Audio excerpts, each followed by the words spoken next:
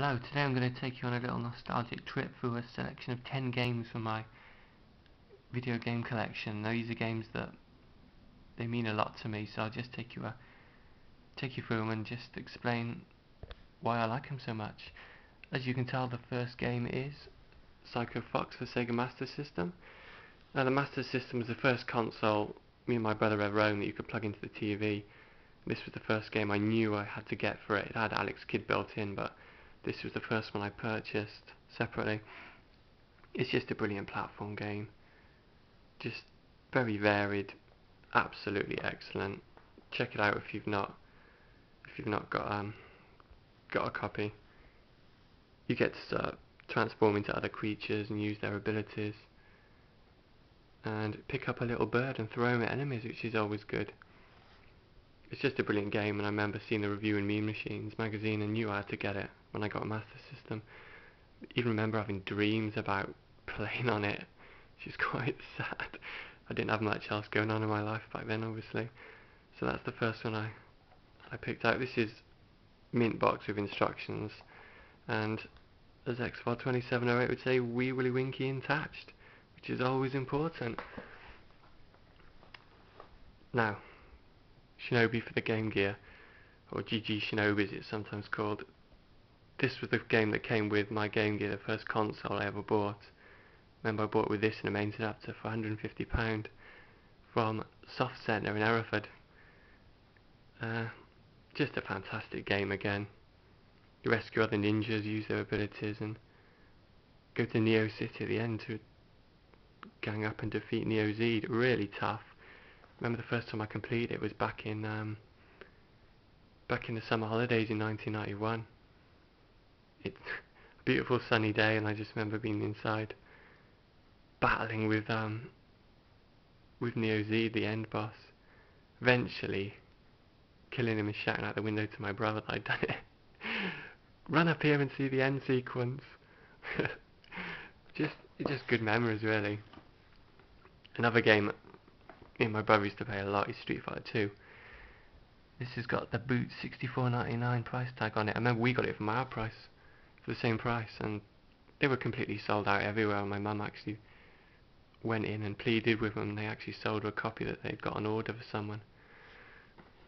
So we were so pleased to get this game. We even drew out lists before we got it of who would choose who and what the first fight would be like. Again, quite sad, but I think it was getting near the summer holidays, so we didn't have much else to do. So that's another game that's special to me, and they're quite hard to find in good condition, these games. I theorise that it's because it was a popular game. You're always lending it out to your mates, so the boxes are usually trashed on Street Fighter 2. So quite pleased to get this one. I mean, I don't mind the price sticker on. It's a bit of history, really. So I'm pleased to get this in good condition. Right, another game I absolutely loved was Link's Awakening for the Game Boy. I played this. I remember I used to walk to town about 3 times a week from college back in autumn 1993, just to see if it had come out, and eventually it did, and I was so pleased to get it. I played and played and played it, and I actually played it so much I found that cheat where you press select as you're moving across the screen and it warps you to the other side of the screen. I actually found that in about January '94, sent it into Nintendo Magazine System, and they published it in their issue number 18, the one with Kirby on the cover, which is dated March '93. So if you've got that, look in the tips section, you'll see my name. Unfortunately, I didn't win any games for it, but I got a mention. It was pretty cool finding a tip. It's obviously a classic game you've got to own, really.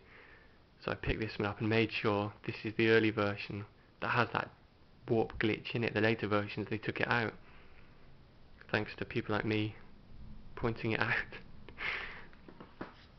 Right, now we've got Super Metroid on the Super Nintendo, the big box version with that big 72-page instruction book guide. I remember these are all replacement games. I sold my originals years ago, unfortunately, so I've tried to get these back in as good condition as possible. I remember buying this the day we went off to off to Minehead on a trip for about a week's holiday. So this was with me when we were off down in Minehead in Somerset, England. And I just read through the instruction book the whole holiday and was so looking forward to coming home and playing it, and it really doesn't disappoint. Absolutely amazing game. Hours and hours and hours of gameplay in there. Now this copy I actually bought off eBay, but it turns out it was actually, and I know this because I've got the receipt inside the box, it was actually sold in Leinster, which was only a few miles from where I was living at the time, so it's quite nice really. Like this was in the shops when I bought my original, so it's probably about as close as I can get to getting my original back as possible. Road Rash 2, another amazing game. Wee Willie Winky attached. Just fantastic 2-player fun. Do the cheat, get the Wild Thing bike if you can stay on the road. Just again, me and my brother, hours of fun on this. I remember he actually bought this, he had a Mega Drive, so I've tried to get one in as good a condition as possible, not too scratched. This is the shiny cover version. You can get another one with a bit of a matte cover, but I wanted the shiny one. So another classic game. Also for the Mega Drive, hours of fun playing this back in about '94, Landstalker, Treasures of King Noel, brilliant isometric RPG adventure game. A lot of frustration sometimes in the game though with certain jumps and the isometric viewpoint, but again, real fun memories of playing this. We've actually got a video of me and my brother, and we were not too pleased to be in front of the camera because we were moving house, and we got a video of us posing for the camera and just dashing back off inside to play on Landstalker, because beautiful sunny day, but we didn't want to be outside getting videoed by a new video camera. We just wanted to get back and play this. So again, good memories, as I have with this, Mystic Quest, otherwise known as Final Fantasy 2, I believe, for the Game Boy. Another brilliant RPG, a bit like Zelda.